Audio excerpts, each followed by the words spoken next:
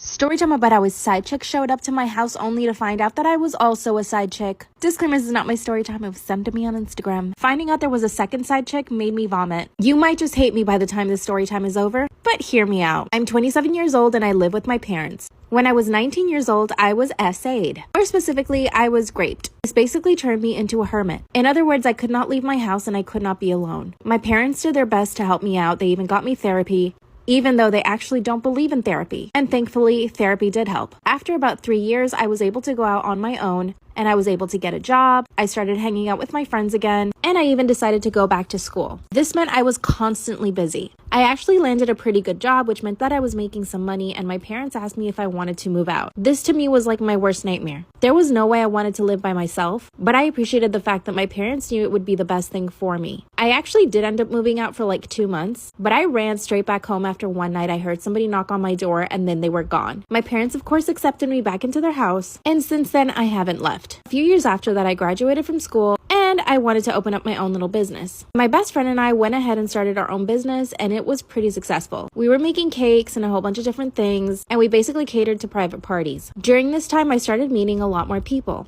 And I also started getting hit on by a few of my clients, but I never went for anybody. My parents tried to convince me to open up to somebody, but I just couldn't. It was almost physically impossible for me to do that. Obviously because of my history, but also because a lot of these guys were super forward. They didn't care I was catering for their party. They just wanted to get my number right away. It obviously turned me off, so that was not going to happen. But one day I show up to a catering job and I meet him. And he is so polite, so sweet, and such a gentleman. But there was only one problem. He was married. Now, I'd love to tell you that his wife was a bitch or that she was mean to him or something like that. But nope, she was perfectly sweet and really beautiful too. After catering the party, he actually got my number because he needed to pay me. And this is when things just started happening. He asked me a question about some of the cupcakes that we served. I shared a recipe with him, and after that, it was almost on a weekly basis that he would reach out and ask me something. Eventually, it went from him asking me things to asking about me. And at first, I was definitely questioning why he would ask me things, but my mom told me that he was probably interested in me. And as bad as it sounds,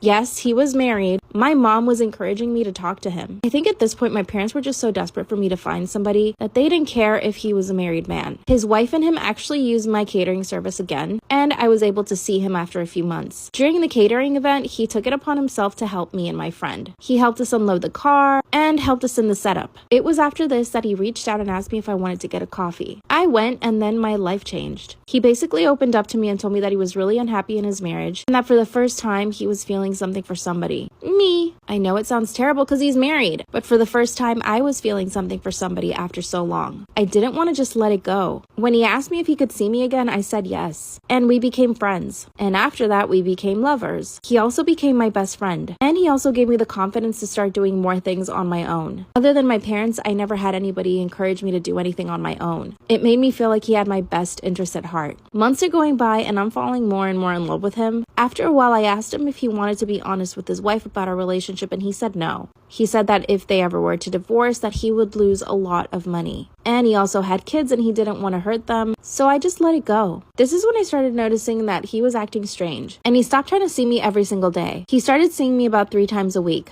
Then one day, a girl shows up to my house. Young and pretty like me. In fact, she looked a lot like me. He obviously has a type. She knocks on my door, and as soon as I open, she starts yelling. Then she tells me that she's seeing my boyfriend and that I need to break up with him because she's in love with him. At first, I thought she was confused. I was convinced she had the wrong house. That is until she pulled out her phone and started showing me pictures of them together. Pictures in compromising positions. My stomach started to hurt so bad I actually had to sit down on the floor. This is when she realized that I had no idea what she was talking about. But that's when I let her know that I was also a side chick. She simply walked away and said nothing to me. I obviously grabbed my phone and called him right away, but he didn't answer. And she asked me if I want to go with her to talk to him. I was like, sure. I couldn't believe he had a second side chick. I wasn't special anymore because it meant that everything he was doing with me, he was also doing with her. We show up to his place, but nobody was home. He finally messaged me 3 days later. He said he went on vacation with his wife and forgot to tell me. When I confronted him about the second side chick, he said that she was lying. Then I told him I saw all the pictures. Then he said that he would break up with her and stay with me. He even promised that he would leave his wife. At this point, I don't believe anything he says. But I'm so in love with him, and because of my history,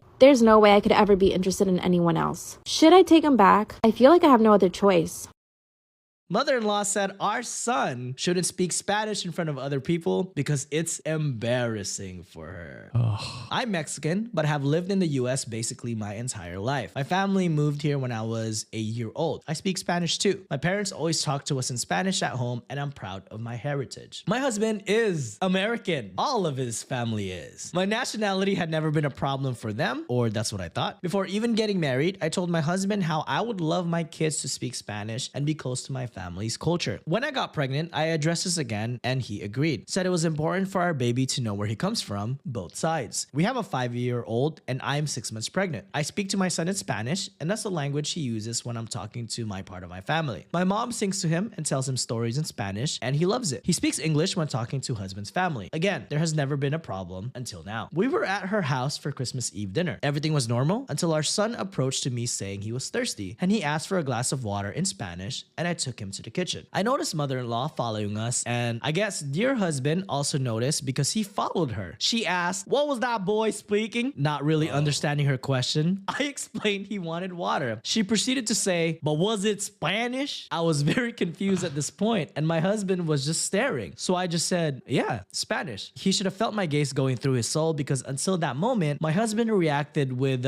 "Is there a problem?" Mother-in-law said that indeed there was a problem. Said our kid shouldn't speak that language in front of other people. Jesus. Because it is embarrassing. I felt so very small in that moment. Said she never thought we would teach him, and that never crossed her mind I speak more than a few words in Spanish because I don't look Mexican. This is so racist. This is some racist ass right here. I was so mad, but also felt like crying so hard, and the feeling intensified because my husband didn't say anything. Worst thing is that our son was still there and heard all of this bullshit. He felt so ashamed that he started to silently cry. I'm crying as I write this because I am so mad. I can't explain. I've been discriminated before, but this feels so different. I took our son to an empty room and we are locked here. Of course, he doesn't want to go out either. He feels like he did something wrong when he was only asking for water. I just want to get the hell out of here, back home or to my parents' house, but we came in only one car and my husband has the keys. What a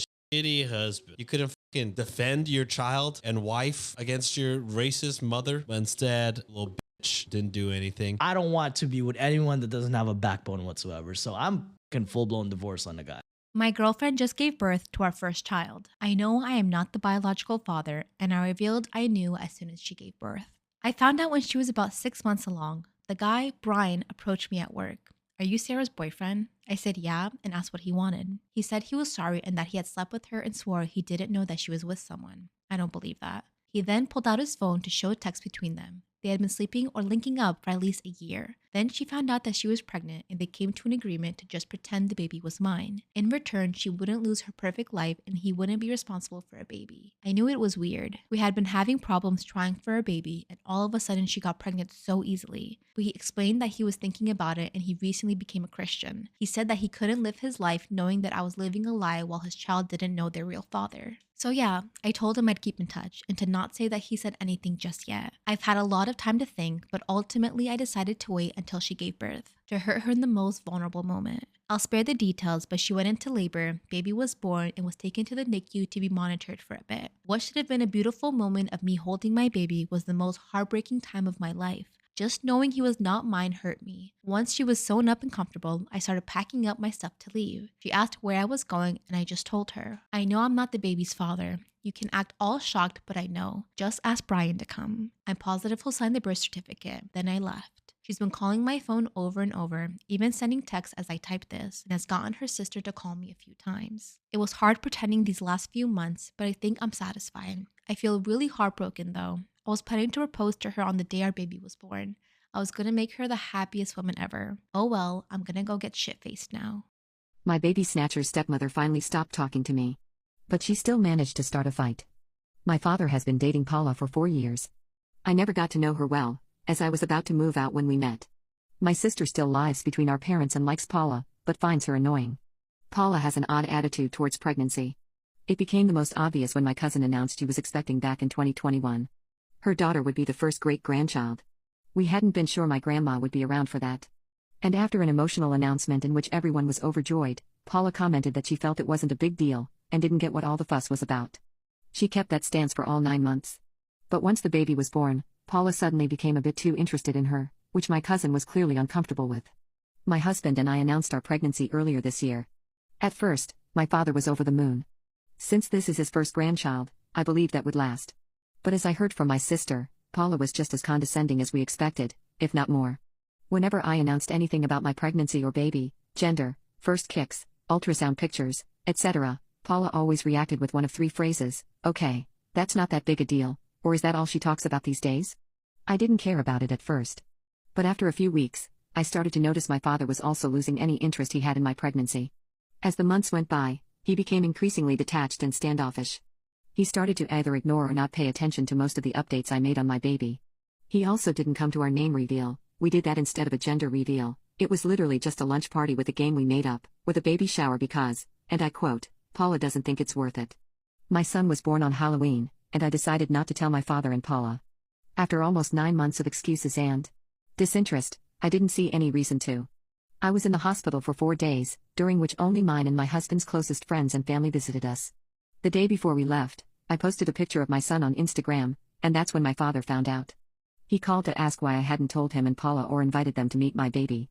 I didn't lie, they didn't make any efforts to get involved, both emotionally and physically, during my pregnancy, so they'd have to wait for baby news like everybody else.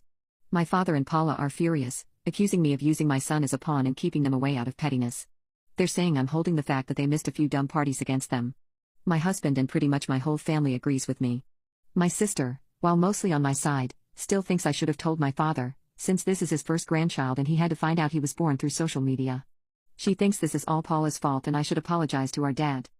What is the creepiest thing a man has said to you in public? A man in the club came up to me and said, "I just thought I should let you know that you have great birthing hips. You don't look 13, I want your number." I was 11 in a street market in Italy. A vendor came up and started trying to convince me to marry his son. My dad ran up and was like, "Dude, she's 11. The guy said my son is only 26. It's perfect." I was once stalked by a man who worked in the store that was next to mine and he had told me that he made his Skyrim character to look like me. I was in Paris at a Christmas market and a guy came up to me and told me I was very beautiful. Before I could say anything back, he said, "You know, I've been following you for a while and saw your friends walk away from you. I could kidnap you so quickly, they would never see you again." Then he laughs, and my friend, who was only like 8 feet away and heard this exchange, pulls my arm and we start fast walking away.